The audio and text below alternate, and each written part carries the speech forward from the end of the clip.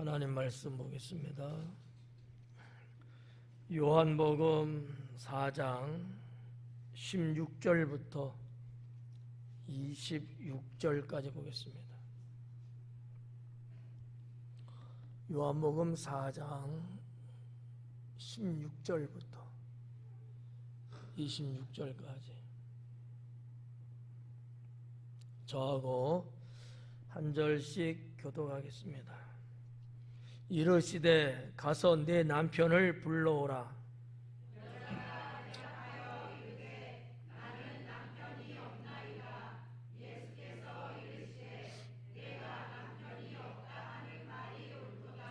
너에게 남편 5이 있었고 지금 있는 자도 내 남편이 아니니 네 말이 참되도다.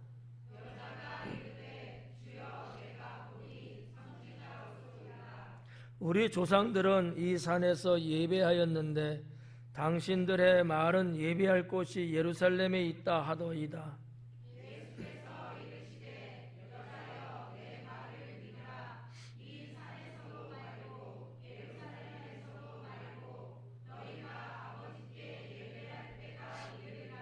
너희는 알지 못하는 것을 예배하고 우리는 아는 것을 예배하노니 이는 구원이 유대인에게서 남이라.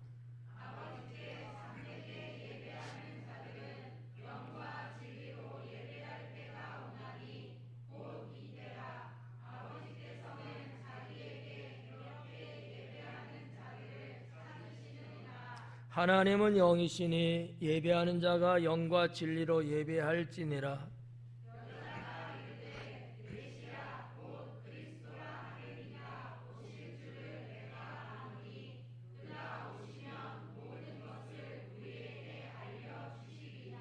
예수께서 이르시되 네가 말하는 내가 그라 하시니라. 아멘. 오늘은 참된 예배란 제목으로 강의하겠습니다. 우리가 너무나 잘 알고 있는 예배에 대한 말씀이죠. 예배는 영과 진리로 예배해야 된다. 옛날에는 이전 성경에는 신령과 진정으로 이렇게 봤죠. 신령과 진정이라는 표현도 틀린 건 아니에요. 그러니까 우리가 지금 보고 있는 이 성경의 영과 진리라는 말은 헬라어 단어를 그대로 번역한 거예요. 근데 신령과 진정은 그것을 의미적으로 번역한 거고요. 그래서 틀린 것도 아니고 다른 차원에서 번역을 한 거기 때문에 신령과 진정이라고 말해도 괜찮고 영과 진리라고 말해도 괜찮고 이렇게 되는 거예요. 이거 갖고 서로 실갱해 버리고 네가 맞네 내가 맞네 그럴 필요는 없어요. 그런 사람이 꼭 있더라고. 지식은 있는데 한쪽밖에 모르는 분들이 대부분 싸워요. 근데 지식이 좀 많은 사람들은 안 싸우죠. 왜냐하면 다양하게 알고 있기 때문이죠. 오늘 말씀 시간이 많이 필요한 말씀이에요.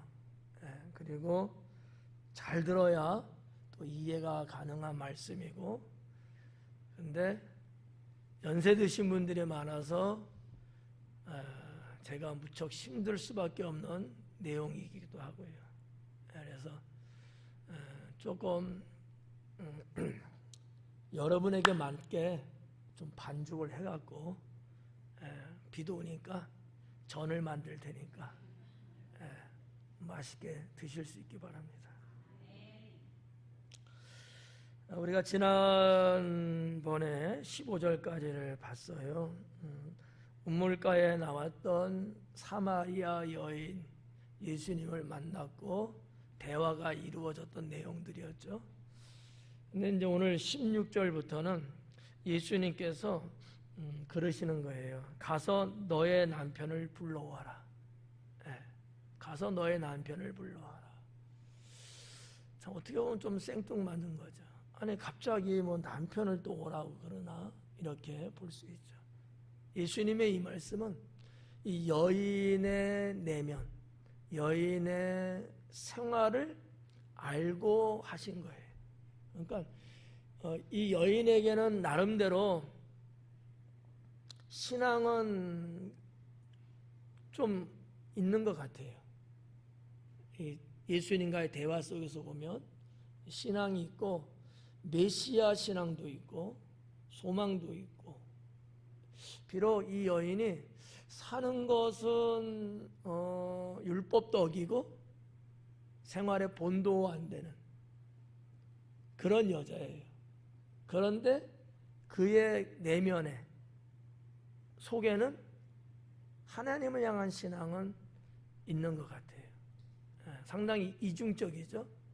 하나님에 대한 신앙이 있다면 생활도 본이 좀 돼야 되고, 또 사마리아인들은 성경 전체를 안 믿어요.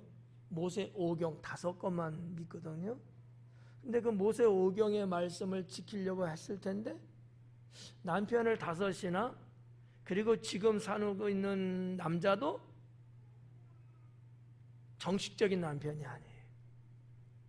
그러니까 이런 여러 가지를 봤을 때 이 여인의 정체성을 예수님은 너무나 잘 알고 있기 때문에 아마도 너의 남편을 데려와라 이렇게 하셨는데, 그 의미는 두 가지예요. 메시아를 만나 구원을 받게 한다는 것 하나, 내가 너희가 찾는 메시아다라는 것 하나, 이 두 가지가 예수님의 말씀 속에 있는 것 아닐까, 저는 그렇게 생각합니다. 자, 여기 이제 16절 아주 간단한 짧은 성경 말씀인데 아주 중요해요. 동사 3개가 나와요. 하나는 가서, 가라, 그거고요. 또 하나는 부르라라는 동사고요. 또 하나는 오라라는 동사예요. 그 글에 있어서 중요한 건 동사예요. 동사. 그럼 모든 언어의 시작은 동사에서 시작되는 거예요. 명사도 있고 뭐 여러 가지 형용사, 부사 막 많이 있는데, 예를 들어서 풀 명사지만 이게 그거로 시작된 게 아니고 푸르게 살아있네, 그래서 풀이에요. 동사로 시작되는 것들이 다. 물은 명사예요. 물. 근데 물은 살아서 움직이고 흘러내려요. 그래서 물이거든요. 그래서 예를 들어서 살아있다, 흐르다, 이런 동사에서 시작되는 단어가 명사가 되는 거거든요. 이 동사 3개가 나오는데 아주 중요한 거예요. 근데 우리 성경에는 번역되지 않은 또 하나가 있어요. 우리 한국 성경에는 번역이 안 됐어요. 근데 그게 여기에 있는 거죠. 자, 하여튼 자, 가서 그래요. 가서. 물 들어온 여인인데 네 동네 가서 너의 남편 있는 데로 가라는 거죠. 그리고 어쨌든 간에 남편 불러오라는 거잖아요. 남편을 불러라. 그리고 여기 다시 와라 이거거든요. 근데 빠져있는 단어가 뭐냐면 여기에라는 거예요. 장소를 지적하고 있는 거죠. 예수님은 여기에라는 말씀을 하셨어요. 엔다데라는 단어를 썼는데 이게 번역이 안 돼 있어요. 물론 우리가 그냥 예수님 대로 데려오라는 거구나 이렇게 알고 있는 건데 번역상에는 빠져 있는 내용. 근데 그게 너무 중요한 뜻이라고 저는 보는 거죠. 가서 내 남편 불러가지고 와라, 이것도 중요하지만 어디에 오라는 거냐? 예수님께로 데려오라는 거예요. 예수님께 오는 자만이 구원받을 수 있습니다. 자, 사마리아 여인 이야기했어요. 신앙도 있는 것 같다. 하지만 예수님께 오지 않는 자는 그 누구도 구원받을 수 없습니다. 이게 진리예요. 이게 중요한 거예요. 자, 여러분들이 교회 나오셨어요. 예배 드리고 있어요. 중요할까요? 중요하지 않을까요? 왜 중요하죠? 예배 드려서? 아닌 거예요. 이곳에 임재하신 예수님께 온 게 중요한 거예요. 구별이 좀 가시죠? 내가 어디를 가든지 가는 건 가는 거예요. 그곳에 주님이 계시느냐라는 거지. 내가 어디 가서 살고 무슨 일을 하면서 사는 거 중요하지만 내가 주님과 함께 살고 있느냐라는 거죠. 예. 이 엔다데라는 이 단어, 이 여기라고 하는 이 장소적 개념이 상당히 중요한 거예요. 나 있는 곳에 데려오라는 거거든요. 나 있는 곳에. 이거 하나만 갖고도 우리 기독교의 신앙이 뭐라는 거, 구원이 뭐구나라는 것을 알 수 있다는 거지. 교회 가면 뭐 아는 사람도 있고 보고 싶은 사람도 있고 그래서 온다는 거지. 나쁘다고 볼 수는 없지만 거기에 무슨 구원이 있겠느냐라는 거죠. 거기 왜 가야 되는 거예요? 예수님이 계셔서 간다니까. 예수님 없는 것은 아무것도 아니야. 여러분 찬양에도 찬송에도 있잖아요. 초막이나 빈들이나 어디나 주님 계신 곳이 천국이라고. 그러니까 예수님이 사마리아 여인에게 하신 말씀이 우리 성경만 봐갖고는 조금 부족해요. 원래 헬라어 원래 성경을 봐서 여기에 데려오라는 거야. 여기에 나에게 데려오라는 얘기거든요. 이게 중요하다. 우리가 누구를 전도할 때도 데려오는 건 좋아요. 전도잖아요. 데려왔어요. 근데 주님께 데려가지 않고 여기 있는 목사에게 데려오고 뭐 우리 구역장님에게 데려가고 교회 데려가고 이게 그렇게 중요한 게 아닌 거죠. 예수님이 아니 계신 곳에는 아무 의미 없다. 이게 신앙인 거예요. 네. 여러분 건강하게 살아야 되고 행복하게 살아야 되고 신앙으로 살아야 되고 다 맞는 말이잖아요. 그런데 뭐가 빠지면? 예수님 빠지면 다 안고 없는 찐빵에 불과하다. 속이 빈 거예요. 생명이 없는 거예요. 이 신앙, 이 진리를 오늘 다시 한번 우리는 점검해 봐야 합니다. 나 평생 믿었어. 잘했죠. 근데 예수님 없이 믿는다는 것은 의미 없다. 내 생명의 주인, 내 생명을 구원하시는 이는 오직 예수님이거든요. 그 예수님. 그러니까 뭐 그런 예화도 있었잖아요. 흑인이 주일날 뭐 어떻게 해갖고 자기가 섬기는 교회까지 가기는 시간이 예배 시간 늦으니까 동네 백인들이 출석하는 교회 갔대잖아요. 그런데 저 현관문에 딱 들어가는데 안내 보는 백인들이 못 들어오게 막아요. 내치는 거지. 이 흑인이 마당에서 철포덕 주저앉아갖고 울고 있을 때 누가 등 뒤에서 왜 우냐? 이만저만해서 제가 너무 슬퍼서 울고 있습니다. 나도 없는 곳에 네가 뭐하러 들어가려고 하느냐? 분명 그 현장, 그 성전에는 예배 드리고 있어요. 그런데 예수님이 없는 예배당, 예배 의미 없다는 거죠. 돌아보니까 예수님이었던 거예요. 이 실화예요. 이것이 주는 의미가 상당히 크지 않느냐라는 거죠.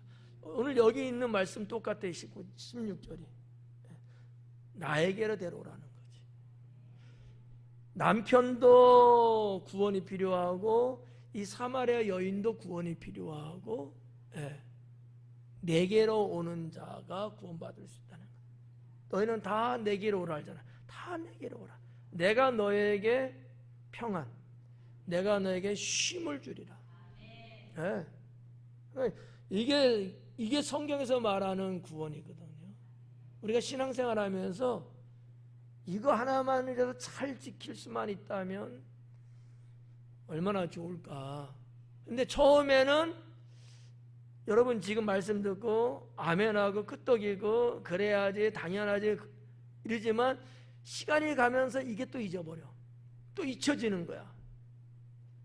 예수님 없는 데인데도 그냥 내가 좋으니까 가고 누가 어쨌다니까 하고 거기에 머물러 이른다는 거지. 시간이 갈수록 그거를 놓치지 않으려고 정신 바짝 차려야 돼. 제가 사라여성교회 헌신 예배할 때 어떻게 하라고 그랬어요? 결론에 정신 바짝 차려라고. 정신 바짝 차려. 근데 연세 드신 어른뿐만 아니라 젊은 세대들도 마찬가지예요. 정신줄 놓고 사는 사람이 너무 많아. 쓸데없는데 정신 갖고 사는 사람이 너무 많아. 예수님 믿는 신앙인데 내가 그 예수님을 붙잡는 바라보는 시선이 살아있어야 돼요. 봐봐, 눈동자 어디 한번 봐봐. 눈동자 살아있나 어디 동태, 명태 뭐 어떤 건지. 눈이 살아있어. 눈이 반짝반짝.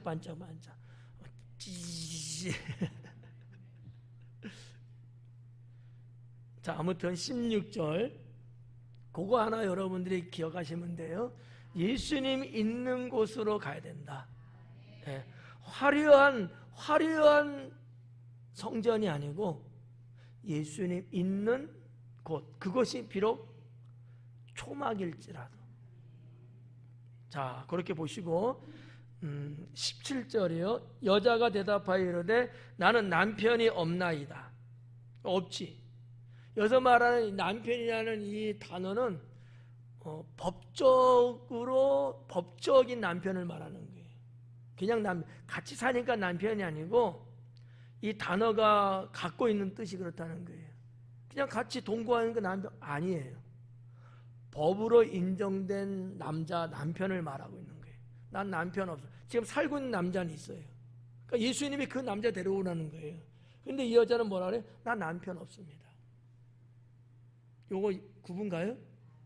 네. 그건 뭐라 그래? 예수님께서 이르시되 네가 남편이 없다 하는 말이 옳도다.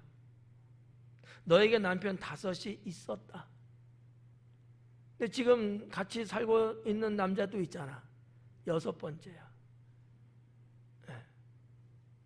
뭐 그럴 수 있어요. 뭐 정식적으로 뭐 말씀에 위배되지 않으면 그럴 수 있지 뭐. 이 시대는. 근데 지금 이 여자는 거기에서 빗나갔어요. 모세 율법으로도 이미 범죄했어요.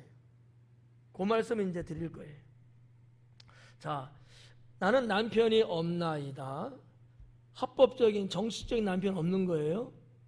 같이 사는 남자는 있어도 예수님께서 이르시되 네가 남편이 없다는 말이 맞다. 예수님 알고 계시는 거예요. 근데 자, 이 대목에서 이 여자 봐봐요. 여러분 같으면 어떨 것 같아요? 여러분이 사마리아 여자라면 누가 와갖고 뭐 일면식도 없는 사람, 전혀 뭐 나하고 엮인 게 하나도 없는 어느 남자가 여기 계신 여러분 여자분들에게 이 얘기를 하는 거예요 지금. 그러면 나 남편 없어요 하고 뭐 내 속사정 막 그냥 주저리주저리 이야기 하실 분 여기 계세요? 없을 거야. 나에 대해서 모르는 사람인데 내가 굳이 내 속을 보여줄 이유가 없잖아요. 감추겠지. 근데 이 여자는 아닌 거야. 무슨 얘기냐면 자기의 영혼을 고백하고 있는 거지. 자기 삶을 고백하고 있는 거예요. 그냥 스토리는, 이야기는 그냥 일반적인 대화 같지만 성경에 이 내용이 기록될 때에는 그 의미가, 사도 요한은 어떤 의미를 갖고 이것을 있는 그대로 기록했겠느냐라는 얘기예요. 여인이 예수님 앞에 자신을 그대로 다 드러내고 고백하고 있다는 얘기죠. 어떻게 보면 회개라고 하는 것에 접근하고 있다고 볼 수도 있어요. 외람된 얘기지만 우리는 예수님께 털어놓지 않고 살고 있을 때가 많을 거예요. 어떻게들 생각하세요? 예수님께 있는 것을 다 사마리아 여인 털어놓고 있어요 지금. 여러분은 어때요? 내 이렇고 저렇고 어쩌고 다 예수님께 끄집어서 털어놓고 계셔요? 아니면 주님이 지적 안 하는 데가 굳이 말 안 하고 아닌 척 없는 척 그러지 않은 것처럼 그렇게 사는 경우가 있을까 없을까요? 있죠. 사마리아 여인이 훨씬 나은 거예요. 어떻게 보면 사람들은 이 여인에게 손가락질합니다. 그걸 정죄하죠. 왜? 그의 삶이 그러니까. 그래서 어떤 면에서는 이 사마리아 여인은 더욱더 메시아를 기다렸는지도 몰라요. 삭개오처럼 말이죠. 모든 사람들로부터, 동네 사람들로부터 천시당하고 무시당하고 업신당하고 이렇게 살고 있는 여인이거든요. 물론 자기가 그렇게 살기 때문에 사람들이 그러는 건 맞아요. 당해도 싸죠. 말이 좀 이상하다. 당할 일을 하고 산 거지 지금. 그렇지만 이 여인의 내면의 세계에는 메시아가 더 기다려지는 거죠. 네. 그렇게도 볼 수 있지 않겠느냐라는 거예요. 네가 남편이 없다는 말 쉽지 않은 말이에요. 근데 뭔가 이 여인은 예수님을 처음에는 그냥 지나가는 나그네 한 남자 정도로 봤을 텐데 대화를 주고받고 어떻게 하다 보니까 뭔가 상당히 마음도 오픈되고 열려있고 예수님을 보는 생각이 자꾸 바뀌고 있는 것 같아요. 끝에 가갖고는 메시아라고 그가 이제 발견하게 되는데 그러기까지 일반 지나가는 나그네, 나한테 물을 달라고 할 수밖에 없는 나그네여서 메시아라는 데까지 쭉 가는데 이 과정 속에 지금 있는 거거든요. 근데 조금씩 지금 발전하고 있는 거예요, 신앙적으로. 이 여인에게서는. 이런 부분이 중요하지 않겠느냐. 우리도 마찬가지예요. 처음에 뭐 교회 가자, 뭐 예수님 믿자, 어쩌자. 그래서 처음에 접했어요. 지금에 이르기까지. 기간이 있잖아요. 이 기간 속에 나는 조금씩 계속해서 주님을 더 알아가고 더 신앙의 영적인 삶을 살아가고 있느냐라는 거지. 어느 순간 어디까지 와서 지금 정체하고 있는 건 아니냐라는 거예요. 이 여인은 제가 볼 때 조금씩이긴 하지만 이 짧은 시간 안에 계속해서 지금 마음의 상태도 바뀌고 신앙의 상태도 지금 바뀌어가고 있어요. 짧은 시간이에요 지금. 여러분은 지금 몇 년, 몇십 년을 지금 쭉 오고 있는 거야. 바뀌고 있느냐라는 얘기죠. 만약에 그러지 않으면 여러분은 사마리아 여인을 감히 정죄할 수 없다는 거죠. 어떤 의미에서는 이 여인이 불과 몇십 분, 한두 시간이라는 이 짧은 시간 안에 상당히 많이 진척을 이루고 있어요 지금. 그 영혼이 지금 성장하고 있다는 얘기죠. 네가 남편이 없다는 말이 옳다. 자신의 삶을 고백한 여인에 대해서 예수님이 하시는 말씀이죠. 18절에 너에게 남편 5이 있었고 아주 콕 찍었어요. 지금 있는 자도 내 남편은 아니다. 그러니까 법적인 남편은 아니라는 거예요. 그냥 내 말이 참되도다. 이때 사마리아 여인은 가슴이 어땠을까? 철렁 내려앉았을 그러지 않았을까? 어떻게 나를 이렇게 알아? 누구한테도 말하지 않고 이 사람이 나의 신상을 캐무는 것도 아닐 텐데 너무나 정확하게 있는 그대로 알고 있는 거예요. 네. 제일 혼란스러운 게 뭘까? 남편 5이 있다는 거 아는 거? 그건 그럴 수 있어요. 알 수 있어요. 근데 지금의 남편도 실제는 남편 아니다. 법적인 남편이 아니야. 너 지금 그렇게 살고 있는 거 아니라는 것까지 말했을 때는 가슴이 찔리는 거죠. 그것까지 알기는 쉽지 않거든요. 호적을 파봐야 하는 거 아니겠어요? 제가 여러분 정말 정식으로 부부가 맞아? 뛰어봐야 알잖아. 내가 왜 뛰어봤겠냐고. 그렇잖아요. 근데 주님은 그걸 알고 계시는 거예요. 이게 쉽지 않은 얘기라니까. 이미 5명에 대한 이 여인의 역사는 사람들에서 이건 알 수 있는데 지금의 남편에 대한 것은 안다는 게 쉬운 얘기는 아니죠. 근데 그것까지 아는 거예요. 지금 있는 자도 너의 남편은 아니다. 합법적이지 않다라는 거지. 모세율법에는 이러한 부부의 행위는 불법입니다. 모세율법에 안 맞아요. 근데 사마리아 사람이잖아. 그러면 당연히 사마리아 사람은 모세에 의해서 기록된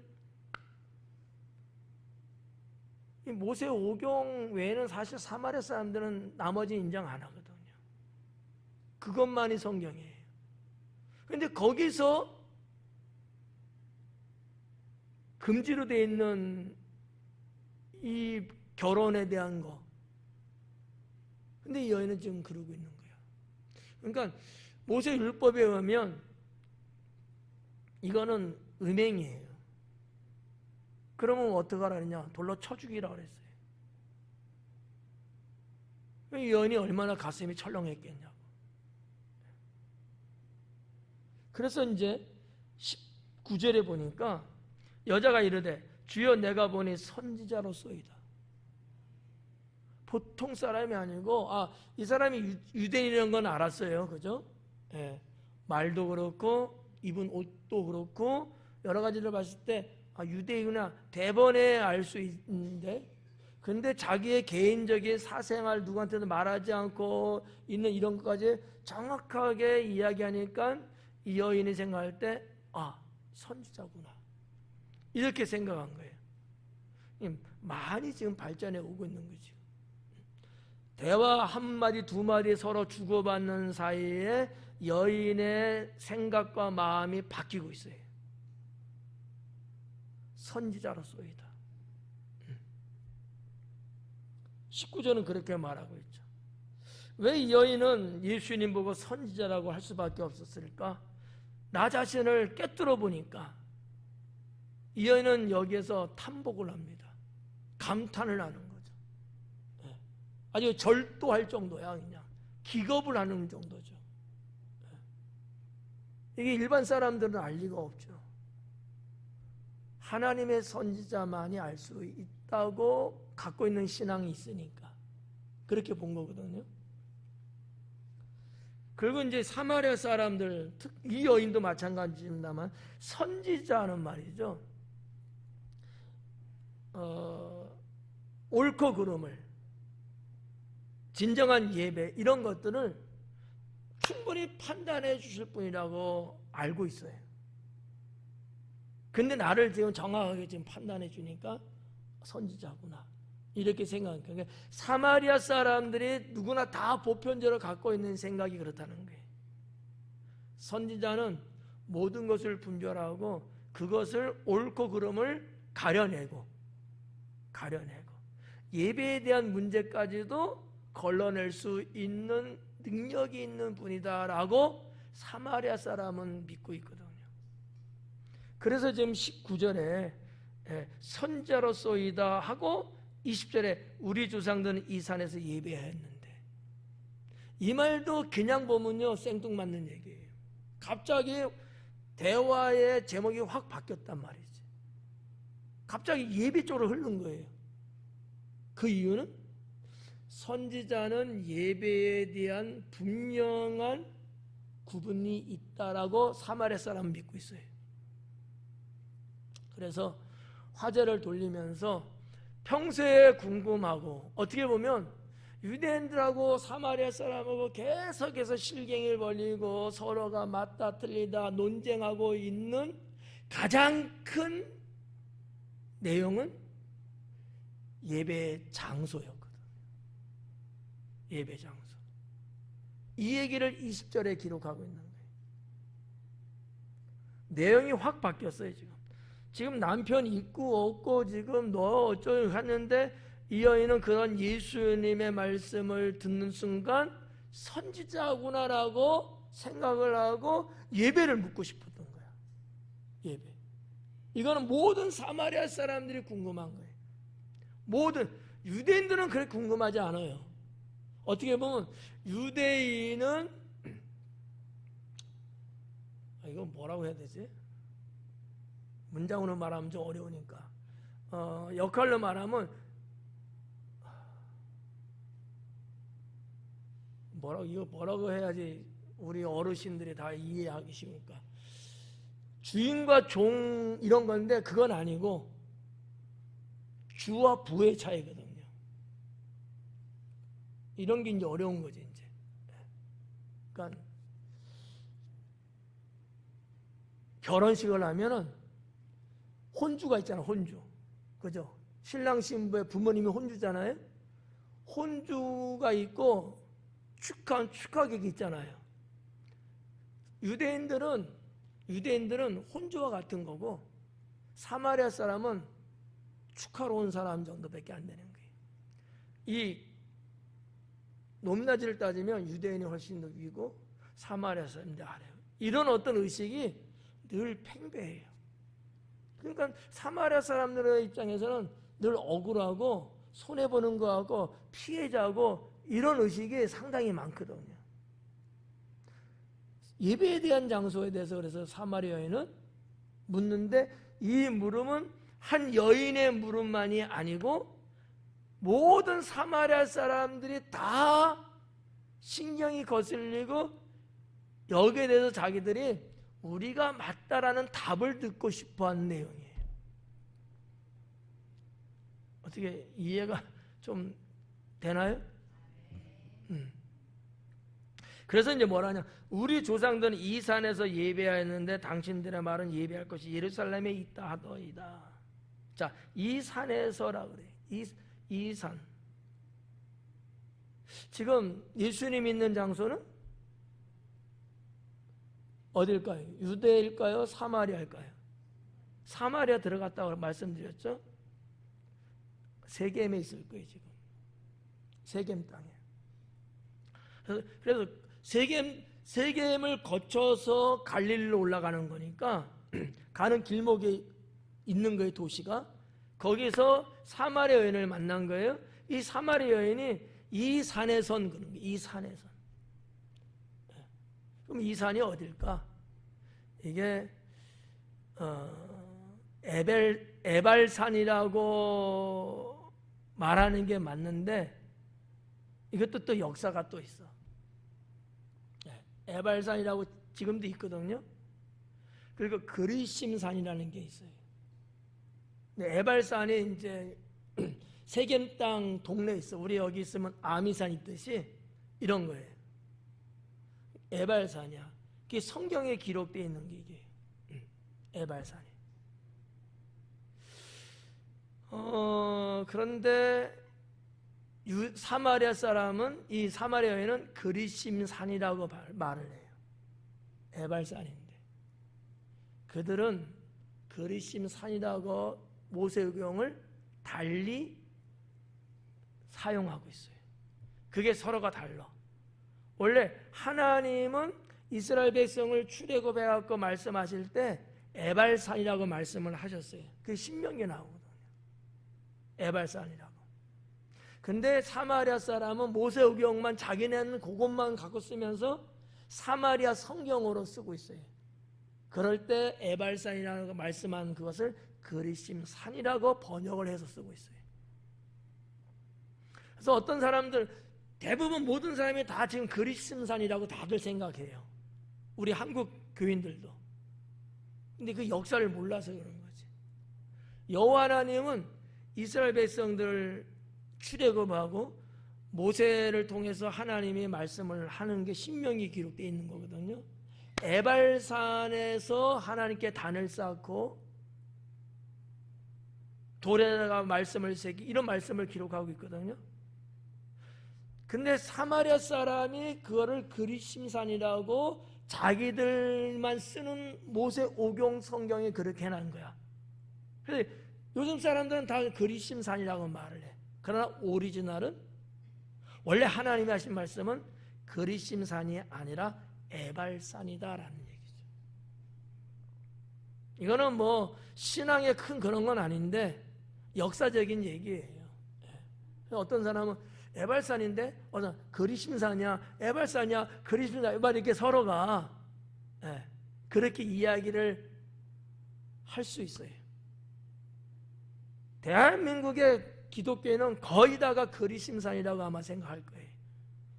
근데 아니다. 그거는 사마리아 사람들이 말하는 거고 유대인들이 말한다든지 성경에서 말하는 거는 에발산이다 라는 거지. 여러분이 나중에는 아마 찾아보지 않을 거야. 여기서 한번 검증하고 넘어가 볼까요? 집에 가서 성경 안 볼 거 아니야. 안 봐. 한번 보자고요. 신명기 한번 찾아보자고요. 신명기 27장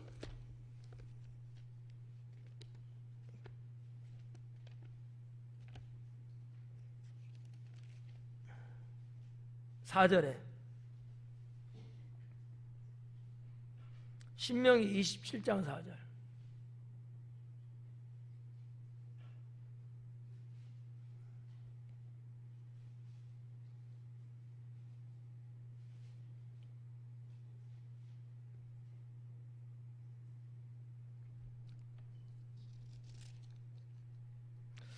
자, 너희가 요단을 건너거든 내가 오늘 너희에게 명령하는 이 돌들을 에발산에 세우고 그 위에 석회를 바를 것이며 또 거기서 내 하나님 여호와를 위하여 제단 곧 돌단을 쌓되 그것에 쇠 연장을 대지 말지니라. 너는 다듬지 않은 돌로 내 하나님 여호와의 제단을 쌓고 그 위에 내 하나님 여호와께 번제를 드릴 것이며, 이런 말씀이 이제 뒤에 쭉 나오거든요. 그래서 이 사마리아 사람들은 정말 하나님께 예배할 장소는 에벨산이라고 믿는 거예요. 근데 그거를 자기네들은 그리심산이라고 이제 성경 번역을 그렇게 해서 쓰고 있어요.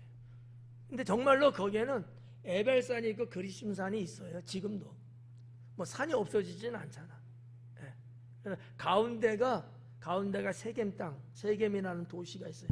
나블루스라든지 뭐 이쪽에 지난 시간에 봤던 중간에 있고 이렇게 이제 걸쳐져 있는 거예요. 근데 지금 성경에도 보면은 남쪽에 에발산이라고 되어 있는데 실제적으로는 그 세겜 땅 북쪽에가 진짜 에발산이에요. 이런 어떠한 조금 뭐 역사적인 거며 지금도 구글 지도, 세계 지도를 보면은 좀 그렇게 좀 오차가 좀 있는데, 아무튼 이 여인은 이 산에서 에발산에서 예배하였는데 우리 조상들은, 당신들은 예루살렘에서 예배 드린다고 하지 않느냐.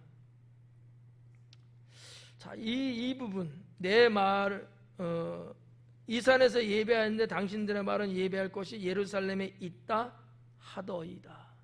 그럼 왜 사마리아 사람들은 에벨산에서 하나님께 예배를 드렸을까? 그들도 예루살렘에서, 왜냐하면 그 역사적인 얘기예요.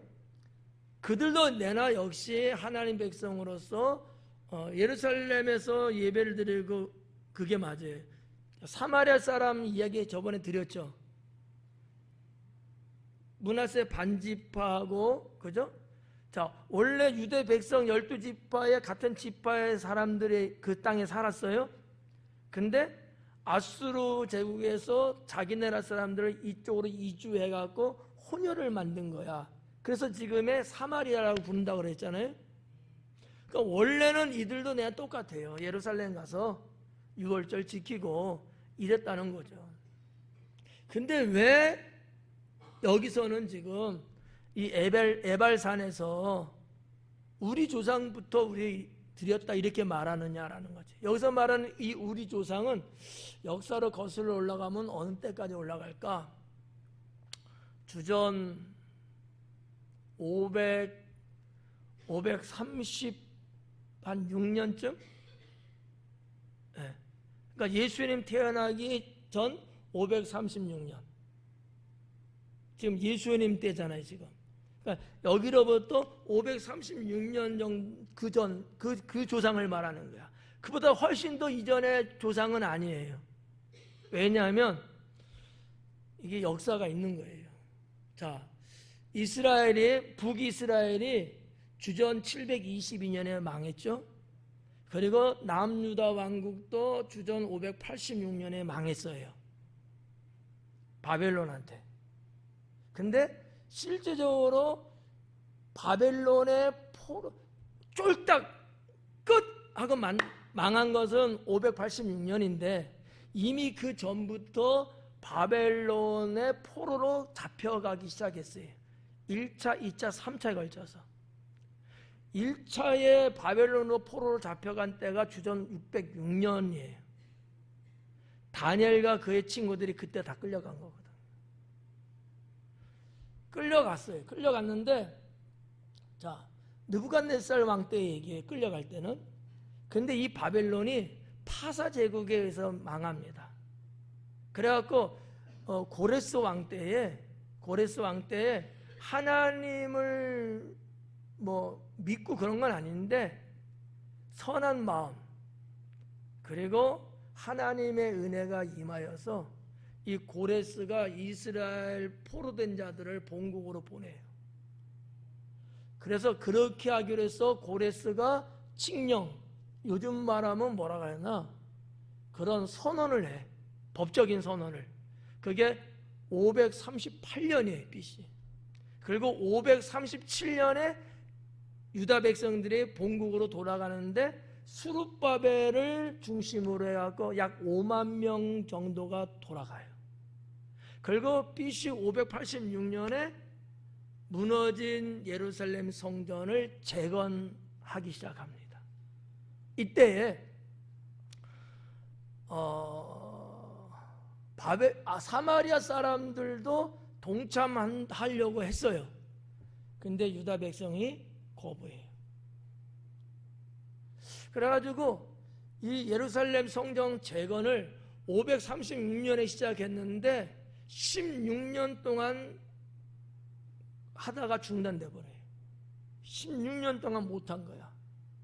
그리고 16년이 지난 다음에 약 4년 반 정도에 걸쳐서 재건을 완성을 하고 그것이 516년이 되는 거지.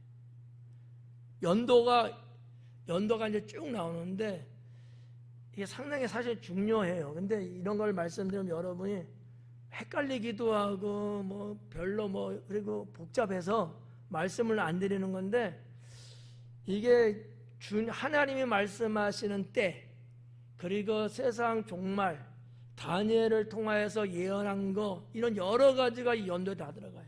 쉬운 말로 말하면 70년이 돼서 606년에 포로로 끌려가갖고 36년에 돌아가잖아요.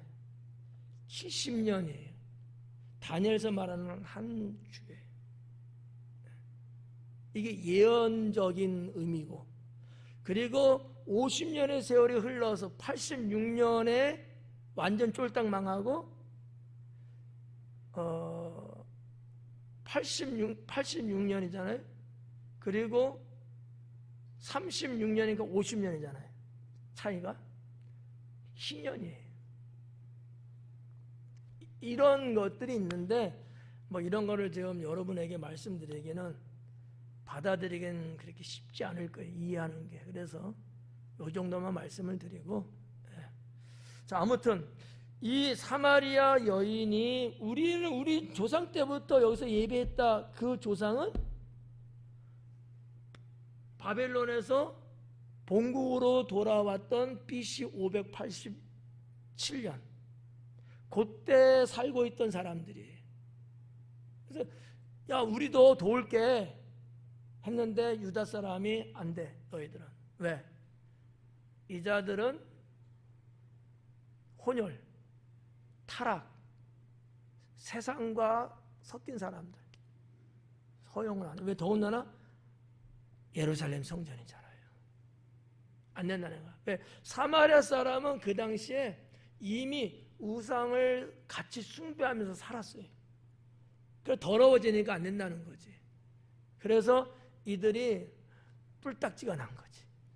그래갖고 성전 건축하는 걸 계속 방해하고 막 저지하고 막 이래. 그래서 16년의 세월이 걸렸던 거예요.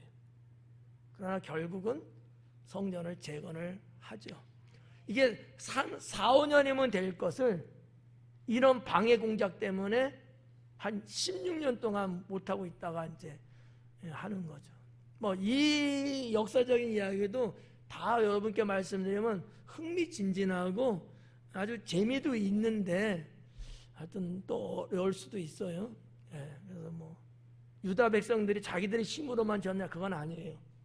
하나님의 은총을 베풀어서 전혀 상관없는 사람들을 동원시키고 왕들을 하나님이 끌어들여서 하게끔 만들고 막 이런 여러 가지 주님의 섭리가 있는 재건이었거든요.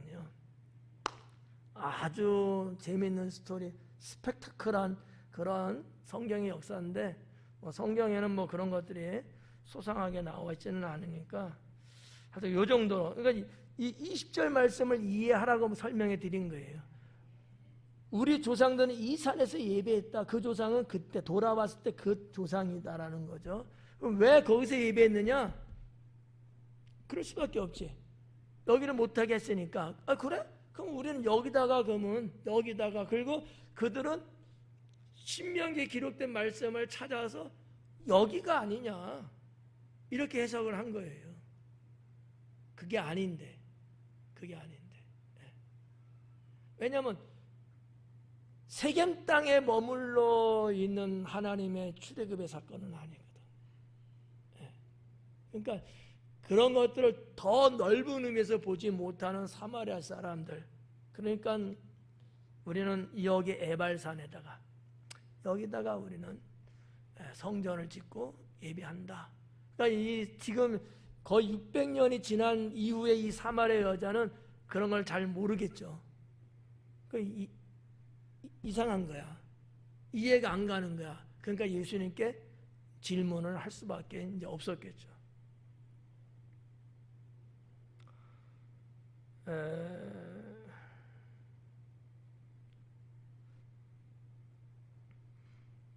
21절 뭐 요 정도만 해도 되죠. 뭐 드릴 말씀 많은데 뭐 시간도 그렇고 너무 지겨워하실 수도 있고 해갖고 강의하는 저는 신나고 듣는 여러분은 힘들고. 21절에 예수님께서 이르시되 여자여 내 말을 믿으라. 자, 여자여라는 이 혹격을 써서 예수님이 상당히 예우를 갖춘 표현이에요. 여자여. 예수님이 자기의 어머니에게도 여자여 그랬거든요. 이게 문법으로는 혹격이에요. 높임말이야. 낮춰서 하는 얘기가 아니고 여자들 무시해서 여자 그 얘기가 아니에요. 존칭어로 사용하는 단어거든요. 좀 웃기잖아요. 사마리아 여인이에요. 율법에서도 범죄고 실생활에서도 덕도 안 되고 자기네 민족들도 무시하는 그런 여자거든요. 천하디 천한 여자예요. 근데 예수님은 그런 여인일지라도 그 여인의 그 모습을 본 게 아니고 그 여인의 영혼을 보는 거죠. 우리는 이런 걸 배워야 돼요. 뭐 지금 어떻게 그런 것만 보면 안 돼요. 이 사람의 그 영혼, 이 사람의 본질적인 거, 이런 거를 보고 해야 돼요. 뭐 가난하다, 몸이 불편하다, 뭐 못 배웠다, 뭐 힘이 없다, 그런 눈에 보이는 것 갖고 사람을 함부로 대하고 그러면 안 된다. 그럴지라도 모두가 다 하나님 앞에서는 존귀한 사람들이다. 이렇게 가야 되는 거죠. 예수님이 그랬다는 거예요. 그러면서 내 말을 믿으라 그래요. 여기도 번역이, 여긴 또 우리가 추가를 했어요. 내 말을 믿으라라고 이렇게 지금 번역해 놨는데 원어인 그렇게 되어 있잖아요. 나를 믿어라.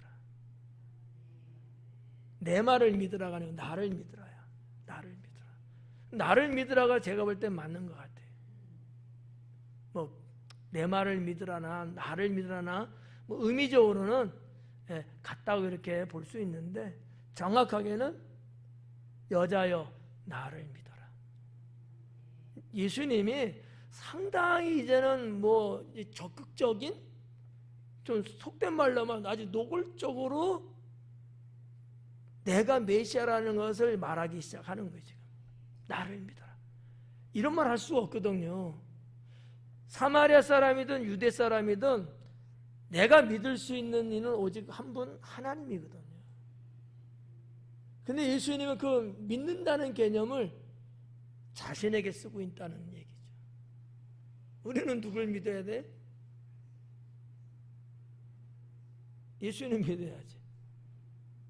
질문이 어려웠나요? 여자여 나를 믿으라. 이 산에서도 말고 예루살렘에서도 말라. 그러니까 예수님은 지금 사마리아 여인이 말하는 이 산, 에발산이죠. 유대인이 말하는 예루살렘, 둘 다 아니라는 거예요. 그러면 예수님이 성전이라는 개념을 무시해서 이런 말씀을 했겠느냐? 그건 아니에요. 아까도 말했지만 주님이 아니 계신 그곳은 어떠한 곳일지라도 의미가 없어요. 예루살렘 성전일지라도 정말 심겹게 자 1차 포로 귀환이 와갖고 솔로몬 성전이 첫 번째고 스룹바벨 성전이 두 번째거든요. 그 다음에 세월이 포마 지나서 몇 병 지나서 헤롯 성전이 건축이 됐어요. 지금 있는 곳은 헤롯 성전이에요.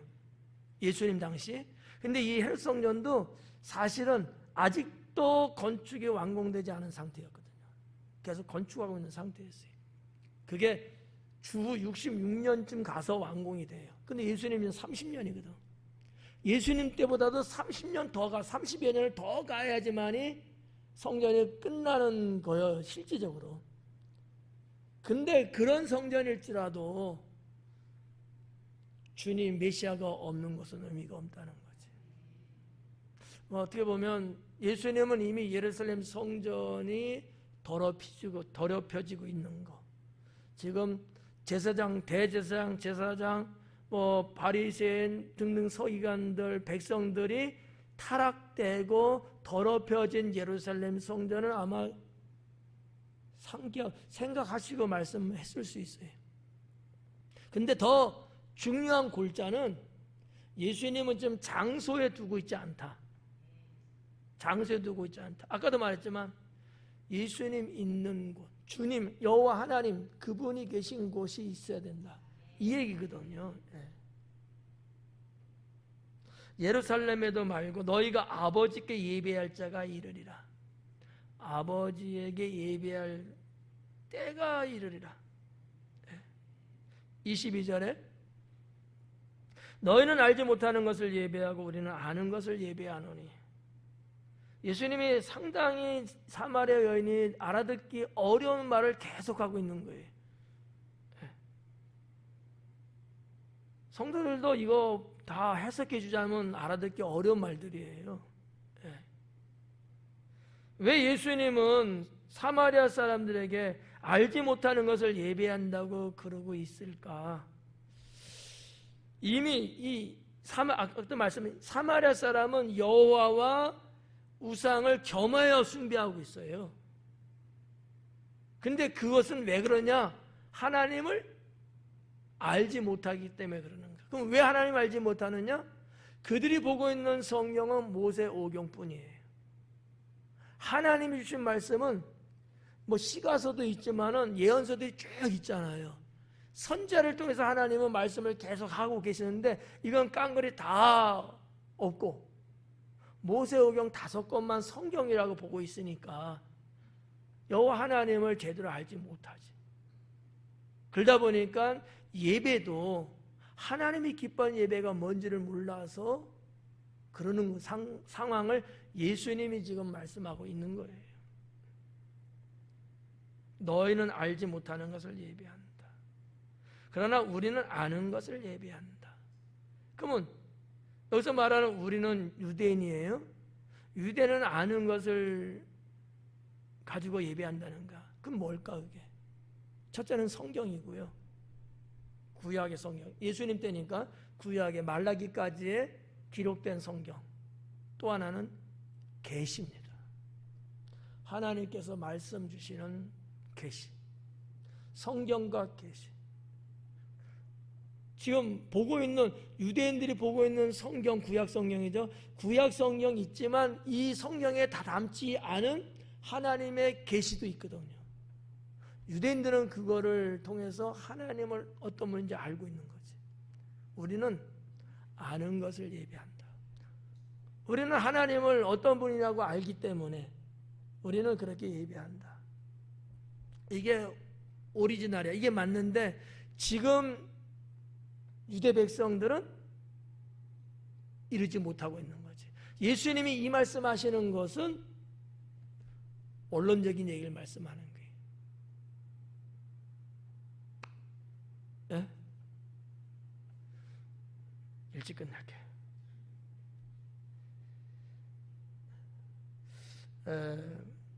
그러면서 뭐라냐? 이는 구원이 유대인에게서 남이라. 구원을 언급하는데 이 구원은 메시아죠. 사마리아 사람들도 여호와의 구원은 메시아를 통해서라는 걸 알고 있어요. 그건 알고 있어요. 유대인들은 당연히 알고 있고요.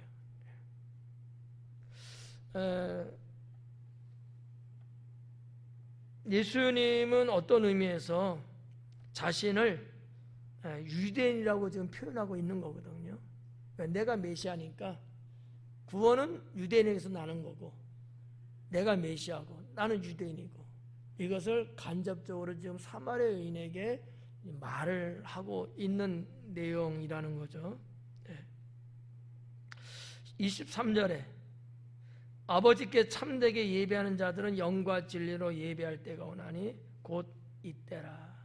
아버지께 참되게 예배하는 자들은 영과 진리로 예배할 때가 온다. 영과 진리로 예배할 때. 그런데 단서가 있어요. 하나님께 아버지께 참되게 예배하는 자들이에요. 하나님께 참되게 예배하지 않는 자들은 영과 진리로 예배 안 하죠. 그러니까 여기서 말하고 있는 중요한 포인트는 그 예배를 누구에게 하는 거냐? 아버지께. 아버지라고 표현했거든요. 예수님이. 하나님께가 아니고 아버지께. 그 하나님은 아버지라는 얘기죠. 우리가 그래서 예배 드릴 때도 내 아버지 라고 하는 신앙의 고백이 중요합니다. 근데 이제 평소에 어떤 분들은 아버지란 말을 잘 못 쓰는 분들이 있어요. 왜냐? 그분은 어릴 때부터 아버지의 존재가 없었어. 또는 아버지라고 하는 이름을 부르는 게 싫어. 아버지에 대한 추억이 나빠. 이런 분들은 하나님을 아버지라고 부르는 단어를 잘 못 써요. 마음 아픈 얘기죠. 그런데 이 아버지, 자기 진짜 아버지, 혈육의 아버지, 이 관계가 좋고 어쩌고 이러면요, 아버지라는 말이 쉽게 나가. 하나님을 향해서. 근데 그 관계가 안 좋고 안 좋은 추억이 있고 아니면 뭐 외람된 얘기지만 부모님 없이 큰 이런 성장의 환경이 있던 사람들은 아버지란 말이 생소하고 서먹해. 잘 못해. 이걸 제가 어떻게 하냐면 상담을 쭉 많이 하면서 그걸 알았어요. 그런 어떤 트라우마가 있는 사람들이 하나님을 향해 아버지라는 말을 잘 못하더라고요. 안 나간대. 어색하다는 거죠. 그런 얘기를 하더라고요. 근데 예수님은 분명하게 아버지께 참되게 예배하는 자들을 이야기하거든요. 그게 뭐냐면 영과 진리로 예배하는 거예요. 근데 그때가 오는데 곧 이때라 그래요. 이때라는 얘기는 지금이라는 단어를 이렇게 번역한 거예요. 지금이다. 이것도 좀 웃기거든요. 아니, 영과 진리로 예배할 때가 지금이라는 거야, 예수님은. 이게 사마리아 여인이 받아들이기는 참 어려워. 무슨 얘기인지 이해가 안 가. 근데 예수님은 이런 의미로 했을 것 같아. 내가 메시아니까. 내가 구세주로 왔으니까. 영과 진리로 예배하는 스타트, 시작을 예수님 때로 보고 있는 거예요.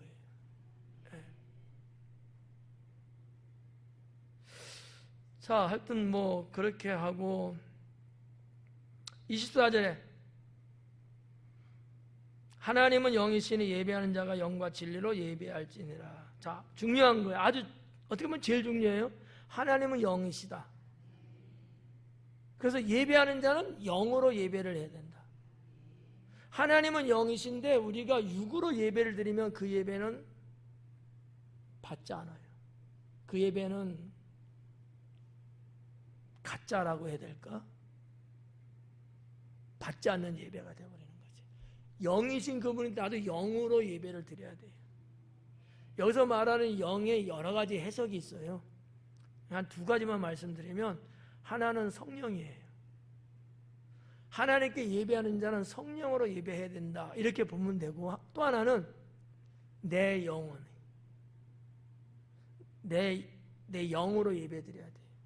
영으로. 육적으로, 사르키코스라는 게 육체거든요. 아니라는 거지. 그러니까 이런 얘기야. 여러분 지금 예배의 장소 나와 계셔요. 앉아 계셔. 예배 드리잖아요. 근데 지금 여러분의 영혼, 여러분의 마음, 여러분의 생각은 딴 데가 있어. 예배 그러면 하나님 하면 의미 없잖아요. 내 몸도 여 와서 예배 드리지만 내 영이 성령의 인도를 받아서 하나님께 예배 드릴 때, 그걸 말하는 거거든요. 이렇게 들으시면 아주 간단하게 정리가 되죠. 내 영이 드리는 예배인데 성령의 인도를 받아서 드리는 예배, 그리고 진리로 드리는 예배, 말씀인데 알레데이라고 돼 있어요. 그래서 진리로, 말씀으로 드리는 예배, 아니면 말씀 안에서 드리는 예배, 이렇게 이제 보기도 해요. 그래서 예배는 뭐 여러분 다 알다시피 성령과 영과 말씀, 성령과 말씀, 우리 교회가 추구하는 두 가지죠. 말씀과 성령. 장로교 그런 쪽에는, 그런 교단들은 말씀이 상당히 이렇게 위쪽에 있어요. 성령은 낮고. 옛날 우리 어릴 때는 성령을 언급하지도 않고 하면 이단이었어요. 지금은 안 그래. 지금은 뭐 장로교든 뭐 이런 데도 상당히 성령에 대해서 많이 지금 부르짖고 하거든요. 어쨌든 간에 말씀이 위쪽, 성령이 좀 떨어졌고, 우리 순복음은 말씀이 약하고 또 성령을 많이 부르짖고, 이런 언밸런스가 있는데, 성경적이고 가장 중요한 건 뭐냐? 말씀과 성령이 같이. 이게 진짜다라는 거지. 이해 가시죠? 전 20년은 장로교에서 성장했고요. 10년을 넘게 장로교 신학을 공부를 했고, 그리고 30여 년은 순복음에서 사역을 하고 있고. 그러니까 말씀과 성령을 어느 정도 저는 알아요. 순복음 신학도 하고 장로교 신학도 하고 침례 신학도 조금 했고, 이런 걸 쭉 보면은 성경이 말씀하는 바는 말씀과 성령 어느 하나만 안 되고 둘이 같이 이렇게 가야 된다. 그래서 이제 우리 교회는 처음 시작부터 말씀과 성령이었죠. 자, 하여튼 뭐 그런 내용들이 이제 24절도 이제 거기에 해당되는 거고요. 드릴 말씀은 많은데 시간이 허락 안 하고, 그러니까 25절에 여자가 이르되 메시아 곧 그리스도라 하는 이가 오실 줄을 내가 아노니. 봐봐요. 여인에게는 기본적인 이런 신앙이 있는 거예요. 메시아를 갈망하는, 기다리는 그런 소망의 신앙은 있는 여자예요. 비록 그의 삶이 그렇게 좀 그럴지라도 말이죠. 그가 오시면 모든 것을 우리에게 알려주시리이다. 이 신명기 18장에 보면 이런 내용이 나오거든요. 그 이하에 이렇게 보면. 그러니까 이 여인은 그냥 하는 소리는 아니에요. 이미 모세오경에 있는 말씀을 다 하고 있는 거야. 그렇다면 뭐예요? 이 여인은 모세오경의 말씀을 어느 정도는 다 꿰뚫어 보고 있다는 거지. 그만큼 신앙은 나름대로 있다, 이렇게 볼 수 있는 거거든. 말 한마디 한마디 예수님과 대화하면서 성경에 기록된 말씀을 이 여인은 말하고 있어요. 대단한 거야. 신앙 없이는 그럴 수 없잖아요. 네. 뭐 서기관 정도? 제사장 정도면 그럴 수 있는데 그냥 한낱 여인이거든요. 그런데도 불구하고 성경 말씀을 갖고 답변을 하는 것 보면 신앙은, 모세오경은 어느 정도 달달 외우고 있지 않았을까, 이렇게 보는 거죠. 26절에 예수님께서 이르시되 네가 말하는 내가 그러하니라. 네가 말하는 메시아를 말하고 있잖아요. 내가 그다. 내가 메시아다. 첫 번째 예수님의 표현입니다. 내가 메시아라는 표현을 처음 하는 거지. 그것도 사마리아 여인한테. 참 아이러니한 거예요, 이게. 이 내용도 상당히 재미있는 이야기거리들이 이제 쭉 있는데, 자, 하여튼 오늘은 뭐 이 정도로 하고요. 그 출애굽, 모세가 하나님의 부름을 받았을 때, 그러면은 뭐 바로나 애굽 사람들이 누구라고 물으면 내가 뭐라고 대답해야 됩니까? 그랬을 때 여호와라, 스스로 있는 자라고 이야기하라, 이렇게 말했거든요. 똑같은 거예요. 내가 그니라. I am that I am. I am who I am. 내가 그다. 이 얘기를 예수님이 하신 거예요. 그러니까 이 여인이 다음 주에 보겠지만 내가 메시아를 만났다 하고 동네로 막 뛰어가서 복음을 전하잖아요. 이 말씀의 스토리가 아주 재밌어요. 제가 말주변이 없어서 이제 그러는데, 긴 시간을 갖고 이런 말씀을 쭉 동화처럼 이야기해드리면 아주 재밌는데 한 편 끝나면 3시간은 해야 돼요. 역사적인 거, 뭐 기한이 1차, 2차, 3차인데 몇 년대 가고 누구에서 왔고 뭐 그래서 어떤 일이 벌어졌고 뭐 이런 역사적인 것들이 아주 방대하게 많이 있거든요. 뭐 지금도 계속 저도 공부하고 있고. 하여튼 오늘 26절까지 그냥 그래도 긁어왔어요. 하여튼 자, 여러분들이 뭐 다 알 수 있는 건 아니지만 중요한 부분들, 예수님께 와야지 구원받을 수 있는 거다. 아무리 좋고 재미있고 어쩌고 한 곳이라도 주님이 없는 곳이라면 거기에는 구원 없다. 이런 말씀. 그래서 이제 여기에라고 하는 그런 거. 또 예배는 영과 진리, 말씀과 성령으로 드리는 예배가 돼야 된다. 이런 거, 큰 것만 한 2가지 기억하시면 나머지는 다 기억 안 하셔도 돼요. 이 2가지만 여러분이 기억하시면 되겠습니다. 기도합니다.